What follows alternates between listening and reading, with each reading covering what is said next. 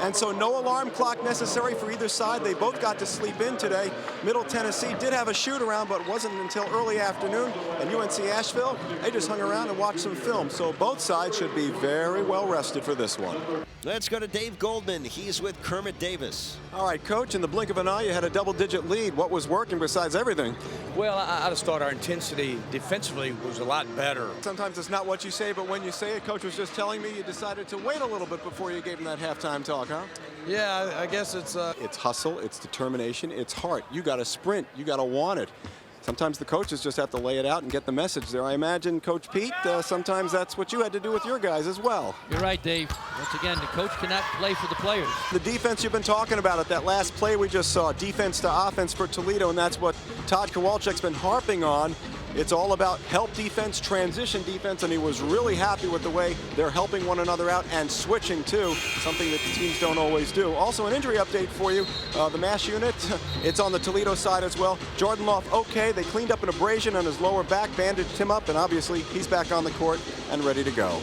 So he's a little bit of an insurance policy here tonight, and a guy who certainly is familiar with this Sullivan Arena ice. Again, though, Gerald Coleman will be the guy they hope lead them here in game number 2. Aces and Cyclones getting set in a wild atmosphere. We're talking Kelly Cup Finals game number 2, coming right back here on GCI and KFQD. You addressed the crowd about 45 minutes ago, and you said to them at that point, hey, look, we've done everything we can, and there's no looking back, and that this is a celebration for Alaska. Is that the way you feel, that everything that you could have done for this campaign was done? You know, we did. You know, we've been at this for 18 months. We've traveled the state multiple times, and we've been in every between Roan and Nikolai, and that's on Newton's website as well, the Mushing Mon. So Mushing Mon, we salute you as well, and I think that at some point the Mushing Mon's going to have himself a nice dinner at the Jansen household. That's Mushers helping Mushers. Scott Jansen is out of the race, but on the way back to Anchorage for some medical attention. That's the way it is up here. It's been a brutal race, and you know what? We're only 270 miles in. I think we're going to have a few more scratches before this thing is done. It's 78 entrants today that are going to be leaving. You've got some rookies, some dark horses, but it usually, as it always does, guys, come down to some of those favorites. And right at the top of the list is somebody who always seems to be right there, Allie Zirkle. We've seen Allie Zirkle come in second in 2012, 2013, and 2014. Maybe this is the year that she can break on through. Hey folks, good evening, good Tuesday. Here we go again. Mother Nature is at it again, and another of those Alaskan winter staples being hampered by the inconsistent, unpredictable, and less than desirable weather conditions. Winter we're talking.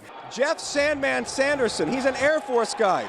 He had 20 minutes notice before taking the cage tonight, and then he takes down Al the Coke Man Matavro.